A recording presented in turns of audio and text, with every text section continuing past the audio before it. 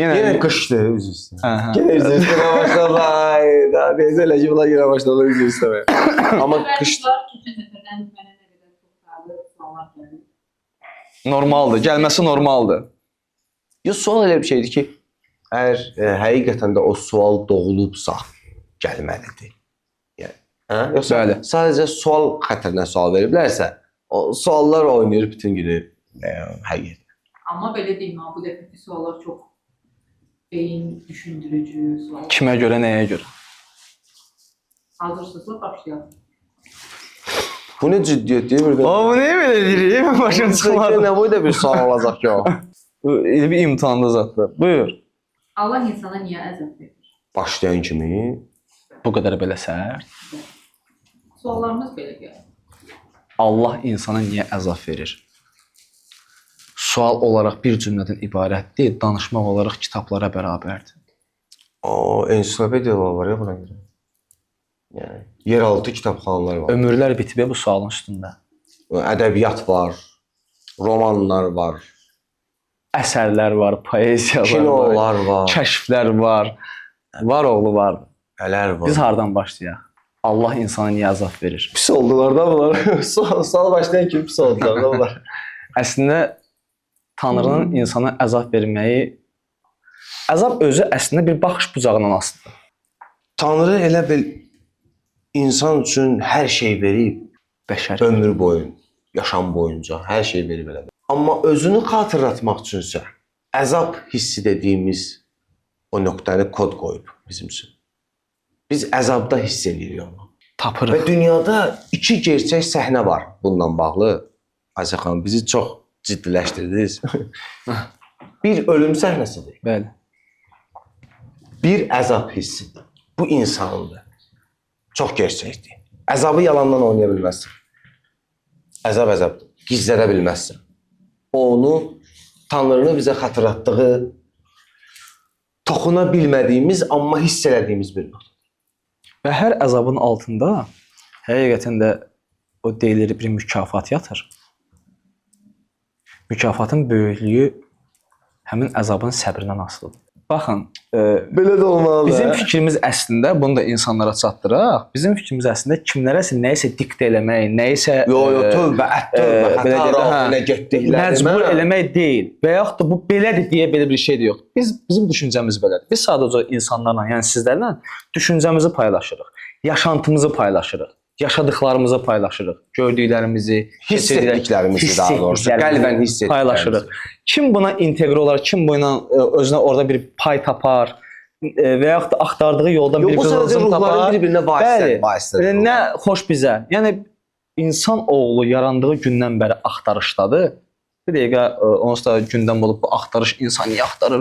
O birisi biri deyir axtarma, biri deyir axtar. Sən orada kamera var. Google-a girsən oradan axtarırsan. Yəni primitiv yerdən də nəsə axtarırsan. Bax, insan beynində belə bir şey var ki, yəni sağ qalması üçün mütləq şəkildə əslində mübarizə aparmalıdır. Mübarizə özü sağ qalmaq üçün olan bir refleksdir əslində. Yox, orada bir dənə məsələ var. Mübarizənin də bir dənə bir yeri var ki, çünki məsələn təslimiyyət deyilən bir şey var ki, Tanrıya ruhun Tanrıya təslim olması ən ali məqamıdır. Təslim ola bilmək, ruhunu Tanrıya təslim edə bilmək. O təslimiyyətin ən ali məqamıdır və o ali məqama çatmağın özü ayrı məqamlardan keçmək. O nəfslə mübarizə dediyin o çox tək nəfs deyil, çox orada nüanslar var. Ümumiləşdirək. Çox nüanslar var. Yəni o məqamın özünə çatmağı da ayrı-ayrı bir məqamlardır. Tanrı yəni insana əzab vermir əslində. Əzab həyatın əslində özəyidir. Bəli, bəli. Sənin həyatının böyüməyinin, formalaşmağının xəmiridir. Bəli. Sən nə qədər çox əzablardan keçirsənsə,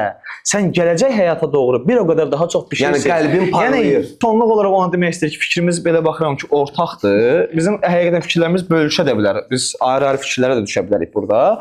Amma belə bu mövzuda fikrimiz ortaqdır ki, əslində əzab deyilən şeyin əslində 90%-ni insan özü yaradır.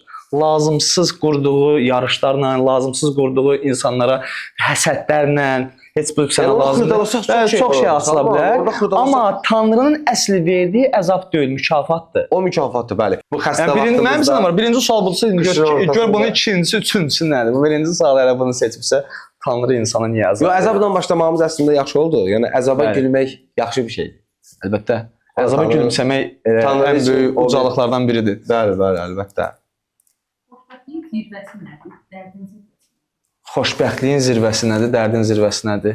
Gəlin belə bir söz deyəcəm.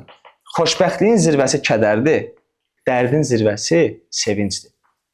Əslində sevinc deyil, gülümsəmədir sadəcə olaraq. Yəni insan nə qədər ən pik kədərə çatanda insan gülür.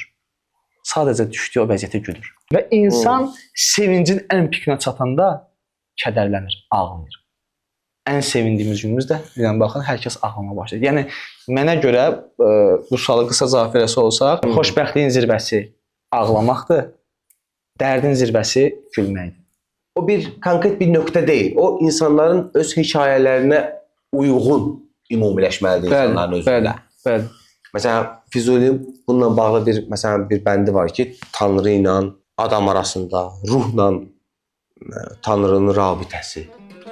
Canı canan diləmiş. Verməmək olmaz eydi ürəyin.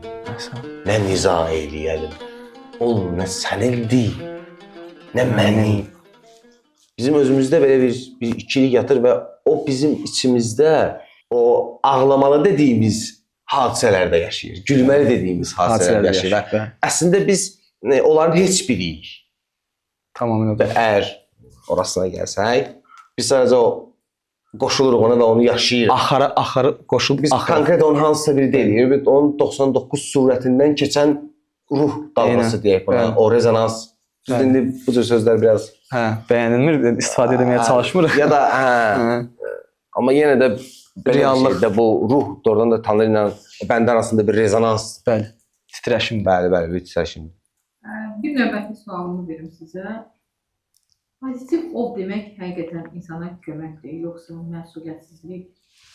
O necə işlən düzdür, cəmiyyətdə eşidirik bir-birimizdən belə sözlər. O daha çox bilirsiniz nədir? Əslində onun sənə yox, əslində özünə xatırladır. Onu tez-tez insan bir-birinə deyirsə. Bir də qısa olaraq halva deməklə ağız şirin olmur. İnsanlar bilirsiniz bir dəqiqə mən bilirəm bu sualı nə məntiqlə gəlir.